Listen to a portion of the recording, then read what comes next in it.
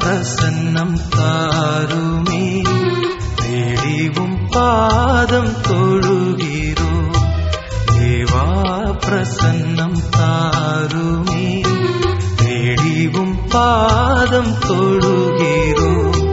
இயேசுவே உம் ஜெய நாமத்திலே இன்பமுடன் கூடி வந்தோமே. தேவா பிரசன்னம் தாருமே, தேடிவும் பாதம் தொழுகிறோ.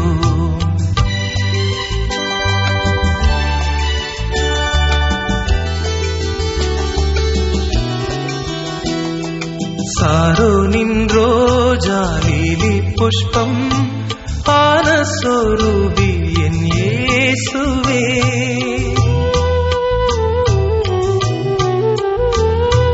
சாரோனின் ரோஜா லீலி புஷ்பம் ஆனஸ்வரூபி என் இயேசுவே. 1000 பேரிலும் சிறந்ததாம் ஆண்டவரை தொழுகிறோம். தேவா பிரசன்னம் தாருமே, தேடிவும் பாதம் தொழுகிறோம்.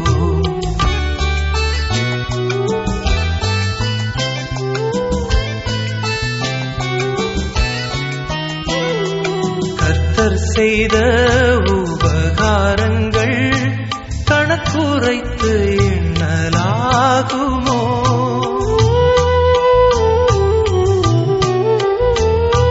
கர்த்தர் செய்த உபகாரங்கள் கணக்குரைத்து எண்ணலாகுமோ? ரட்சிப்பின் பாத்திரம் கையில் ஏந்தி இரட்சகரை தொழுகிறோம். தேவா பிரசன்னம் தாருமே, தேடிவும் பாதம் தொழுகிறோம். தேவா பிரசன்னம் தாருமே, தேடிவும் பாதம் தொழுகிறோம். இயேசுவே உம் ஜெய நாமத்திலே இன்பமுடன் கூடி வந்தோமே. தேவா பிரசன்னம் தாருமே, தேடிவும் பாதம் தொழுகிறோம். தேவா பிரசன்னம் தாருமே, தேடிவும் பாதம் தொழுகிறோம். பிரியமான வேத ஆராய்ச்சியர்களே, இந்த நாளும் உங்களை சந்திக்க ஆண்டவர் எங்களுக்கு தந்த கிருபைக்காக ஆண்டவரை நன்றியோடு துதிக்கிறோம், அவரை ஸ்தோத்தரிக்கிறோம். இன்று முதல் நாம் எண்ணாம புத்தகத்தை கற்றுக்கொள்ளப் போகிறோம். கர்த்தர் தாமே நமக்கு தேவையான கிருபைகளையும் ஞானத்தையும் புரிந்து கொள்ளும் திறனையும் கட்டளையிடுவாராக. எண்ணாகமம் என்ற தலைப்பை நாம் பார்க்கும் பொழுது இது ஆங்கில மொழிபெயர்ப்பான நம்பர்ஸ் என்ற பெயரிலிருந்து எழுதப்பட்டிருக்கிறது. இந்த ஆங்கில சொல் வல்கை மொழிபெயர்ப்பிலே நியூமரி என்ற லத்தீன் சொல்லிலிருந்து வந்தது. இந்த லத்தீன் சொல் அரித்மாய் என்ற கிரேக்க சொல்லின் மொழிபெயர்ப்பாகும். இந்த புத்தகத்திலே 3வது அதிகாரத்திலும் 26ஆம் அதிகாரத்திலேயும் குறிக்கப்பட்டுள்ள தலைமுறை அட்டவணையின் காரணமாக கிரேக்க மொழிபெயர்ப்பாளர்கள் எண்ணாமம் என்று பெயரிட்டிருக்கிறார்கள். என்றாலும் இப்பெயர் முற்றிலும் ஏற்றுக்கொள்ளப்பட முடியாது என்றும் கூறுகிறார்கள். காரணம், தலைமுறை அட்டவணைகள் என்பது இந்த நூலிலே குறைந்த பகுதியிலே மட்டுமே வருகிறது. எனவே எபிரேய திருமறையில் கொடுக்கப்பட்டுள்ள வனாந்தரத்தின் கண் என்ற தலைப்பு பொருத்தமானதாக இருக்கும் என்று சொல்லலாம்.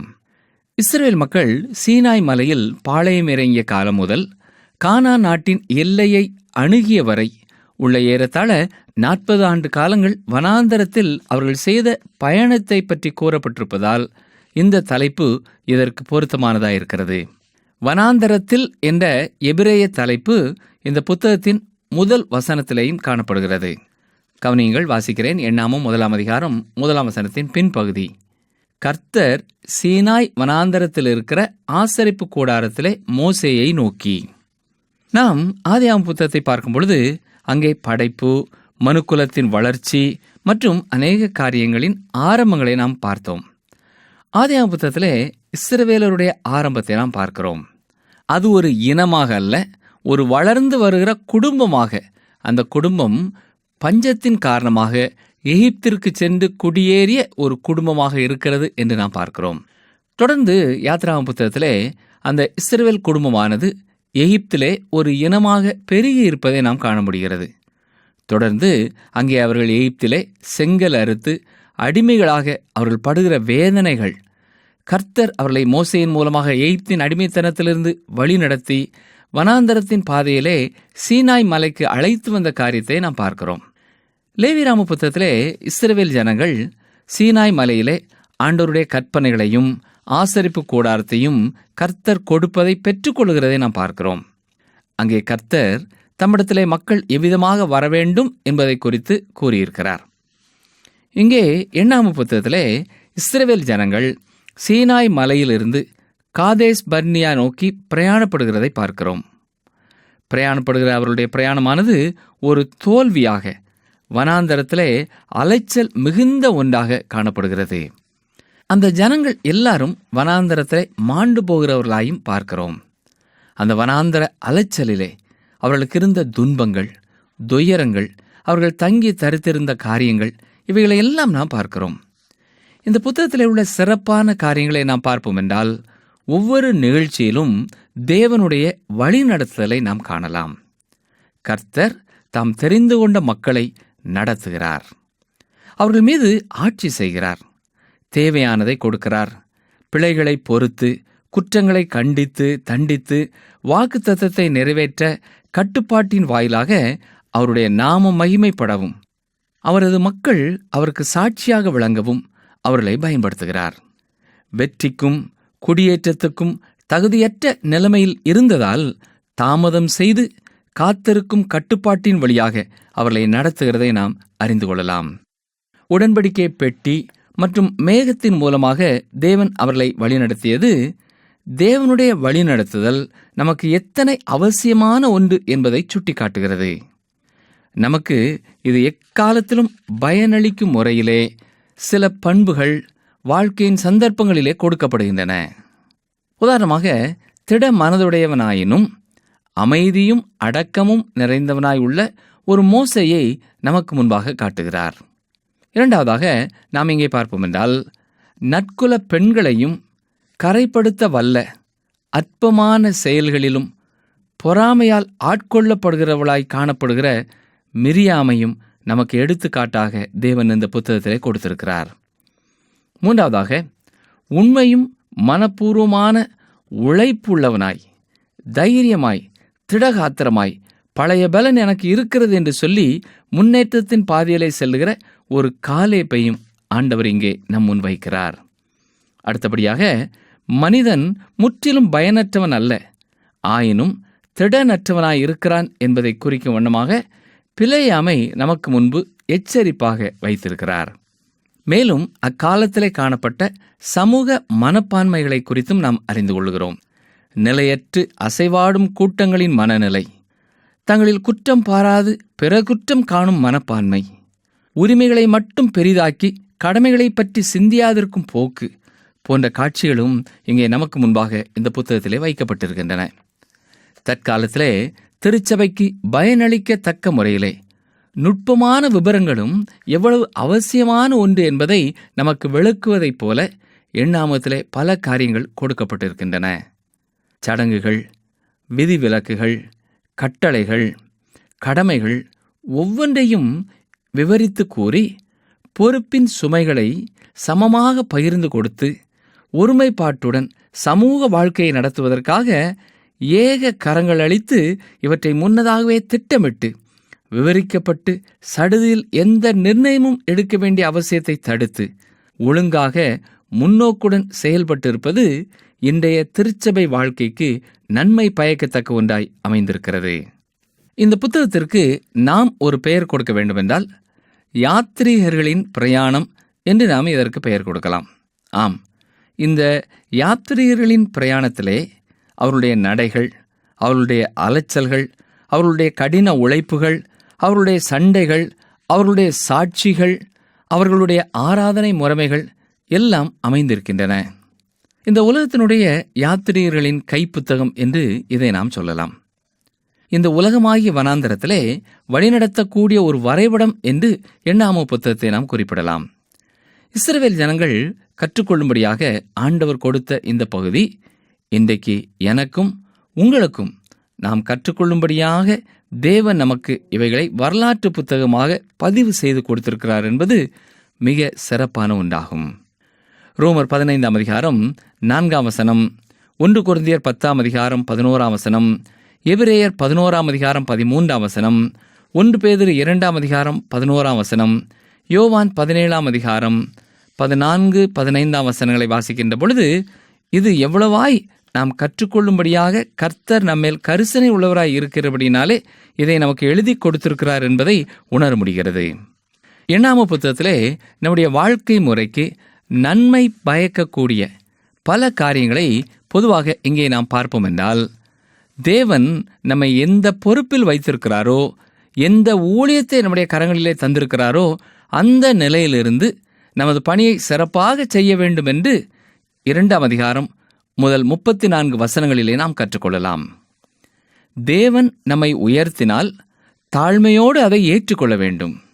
நம்மை விட திறமை உள்ளவர்களை பார்ப்போம் என்றால் அவர்களை குறித்து பொறாமை கொள்ளவோ அவர்களுக்கு எதிர்த்து நிற்கவோ கூடாது என்பதையும் 12ஆம் அதிகாரம் முதல் 15 வசனங்களிலேயும் 16ஆம் அதிகாரம் முதல் 50 வசனங்களிலேயும் நாம் கற்றுக்கொள்ள முடிகிறது. பாவ அறிக்கையும் மற்றவர்களுக்கு எதிரான தவறுகளுக்கு ஈடு செய்வதும் அவசியம் என்பதை 5ஆம் அதிகாரம் 6 முதல் 8 வசனங்களிலே குறிப்பிட்டிருக்கிறார். கர்த்தருடைய பந்திலை சேருவதற்கும் கர்த்தர் தந்த யாவற்றையும் நன்றியுடன் நினைவு கூறுவதற்கும் கவனமாக இருக்க வேண்டும் என்பதை 9ஆம் அதிகாரம் 2, 3 வசனங்களிலே நாம் படிக்கிறோம். பாவ மன்னிப்பின் சுவிசேஷத்தை 66 மொழிகளில் இந்தியா முழுவதும் எடுத்துச் செல்லும் எமது மீடியா பணியில் உங்களின் பங்குகளையும் வரவேற்கிறோம்.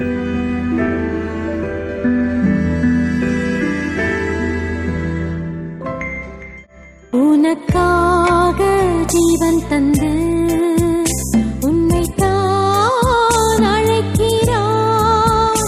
உனக்காக ஜீவன் தந்து உன்னை தான் அழைக்கிறார். கொடும் வேதனை அனுபவித்தார். உந்தன்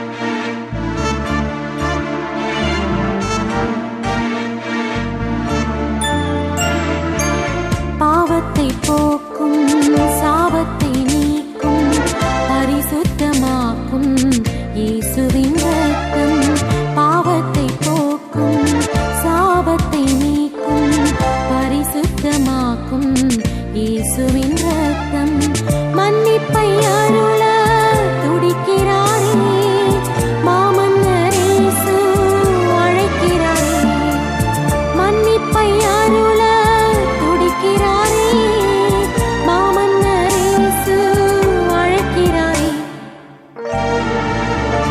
உனக்காக ஜீவன் தந்து உன்னைத்தான் அழைக்கிறார். உனக்காக ஜீவன் தந்து உன்னைத்தான் அழைக்கிறார். கொடும் வேதனை அனுபவித்தார் உந்தன் வாழ்க்கையை மாற்றிடவே. கொடும் வேதனை அனுபவித்தார் உந்தன் வாழ்க்கையை மாற்றிடவே. உந்தன் வாழ்க்கையை மாற்றிடவே.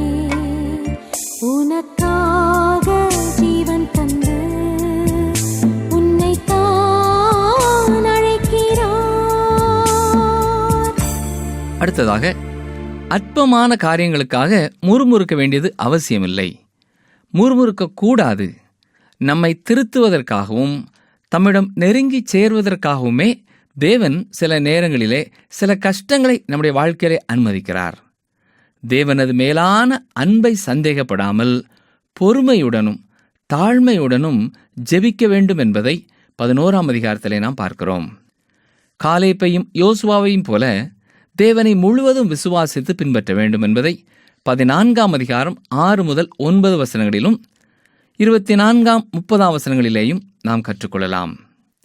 தேவன் சொல்லுகிறபடி கர்த்தருடைய வசனத்தின்படி கவனமாக ஊழியம் செய்ய வேண்டும் என்பதை நமக்கு மிக தெளிவாக 20ஆம் அதிகாரத்திலே 7 முதல் 12 வரை உள்ள வசனங்களிலே ஆவியானவர் கற்றுக் கொடுக்கிறார். சிலுவையில் உயர்த்தப்பட்ட இயேசுவை நோக்கி பார்த்து ரட்சிப்பை பெற்றுக்கொள்ள வேண்டும் என்பதற்கான முன் அடையாளமாக 21ஆம் அதிகாரம் 8, 9 வசனங்களிலே நாம் பார்க்கிறோம். தேவனுடைய வாக்குறுதி ஒவ்வொன்றும் நிச்சயமாக நிறைவேறும்.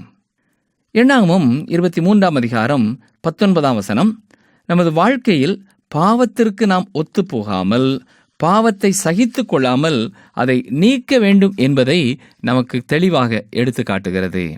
இதே சத்தியத்தை எண்ணாகமம் 25ஆம் அதிகாரமும் 6 முதல் 9 வசனங்களிலே நமக்கு காட்டுகிறது. தேவனை பற்றி நாம் இந்த புத்தகத்திலே அறிய வேண்டுமென்றால் தேவன் தமது மக்களின் தேவைகளை எல்லாம் சந்திக்கிறவர் என்பதை 11ஆம் அதிகாரம் 18 முதல் 23 வசனங்களிலும் 31, 32 வசனங்களிலேயும் நாம் பார்க்கலாம். தேவன் தாம் சொல்லுகின்ற யாவற்றையும் நிறைவேற்றுகிறவர் என்பதை 23ஆம் அதிகாரம் 19 வசனத்திலே சுட்டி காட்டுகிறார். அது மாத்திரமல்ல, தமது பிள்ளைகளாகிய மக்களை ஆசீர்வதிப்பதே அவருடைய சித்தம் என்பதை 23ஆம் அதிகாரம் 20 முதல் 24 வசனங்களிலே பார்க்கலாம். வனாந்தரத்திலே தண்ணீர் கொடுத்த கன்மலை கிறிஸ்துவின் நிழலாய் இருக்கிறது என்பதை நாம் புரிந்து கொள்ள வேண்டும். இதை குறித்து எண்ணாகமம் 20ஆம் அதிகாரம் 7 முதல் 11 வசனங்களிலே நாம் பார்க்கிறோம். 1 கொரிந்தியர் 10ஆம் அதிகாரம் 4 வசனத்தோடு அதை ஒப்பிட்டு பார்ப்போம் என்றால் இதை மிக தெளிவாக நாம் புரிந்து கொள்ளலாம். என்றென்றும் ஆளுகை செய்ய போகிற கர்த்தராய் இயேசு கிறிஸ்துவை குறித்து பிலேயாம் உரைத்த தீர்க்க தரிசனம் எண்ணாகம புத்தகத்திலே இருக்கிறது. 24ஆம் அதிகாரம் 17 வசனத்திலே அதை நாம் பார்க்கலாம்.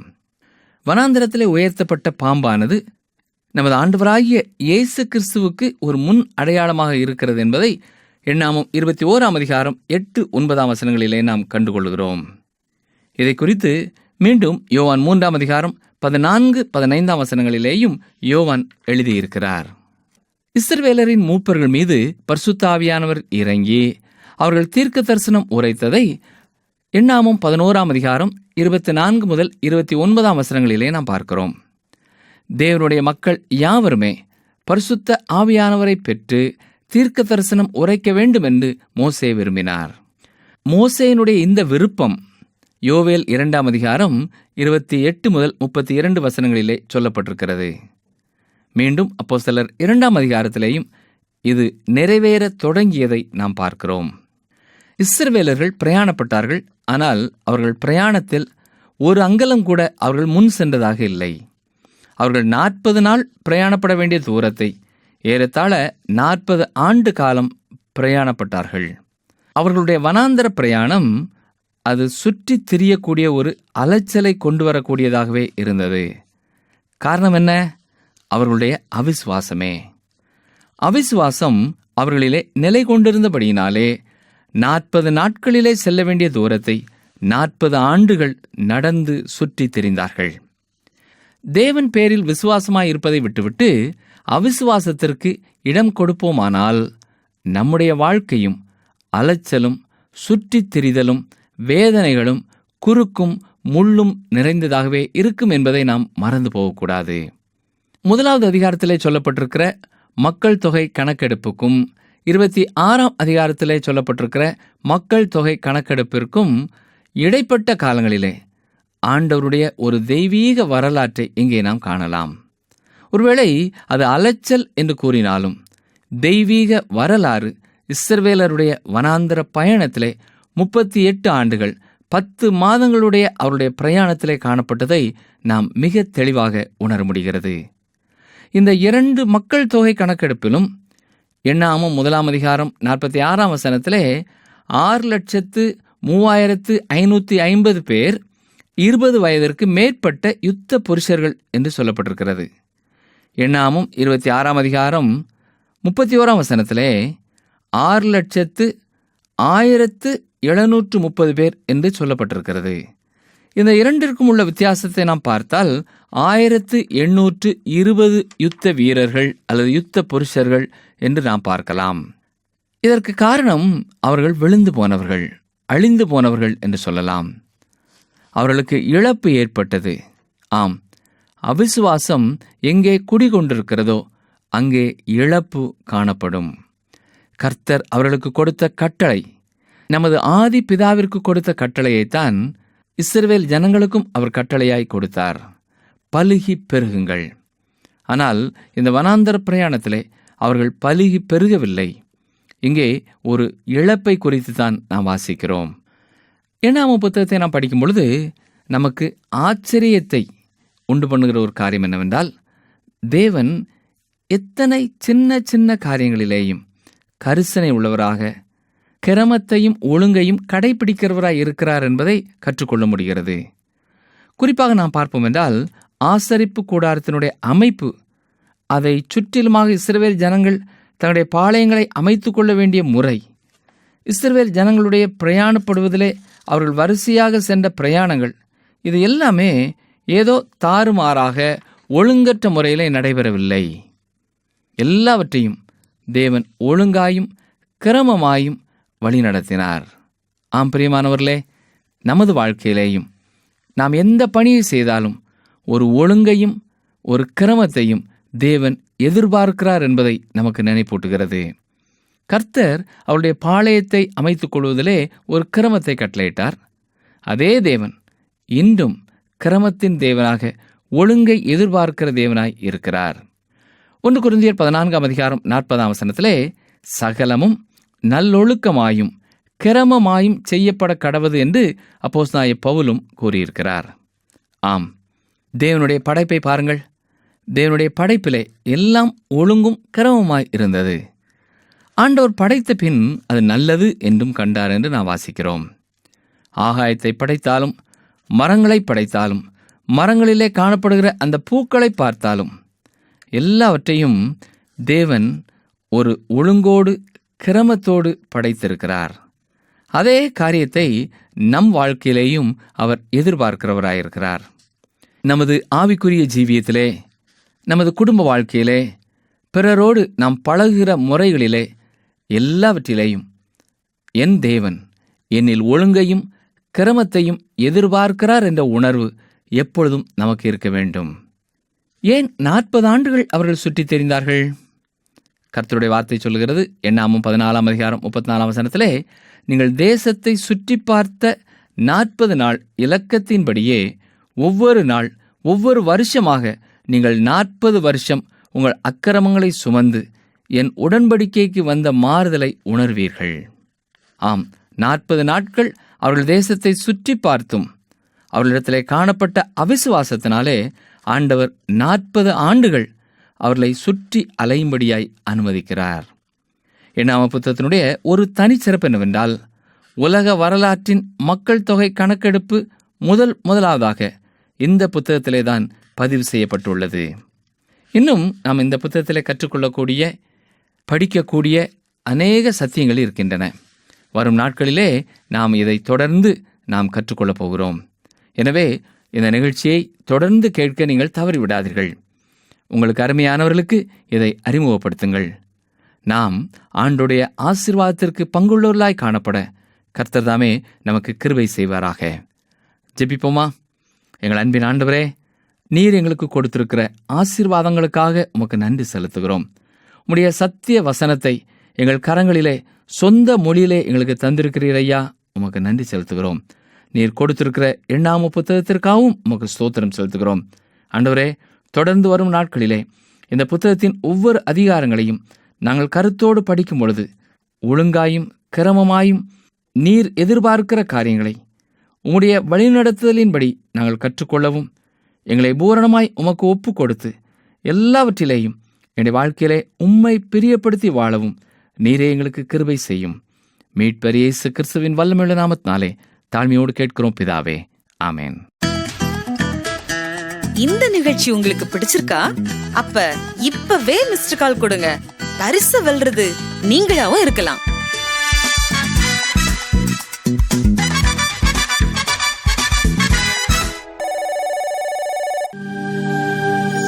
தெய்வ வாக்கு.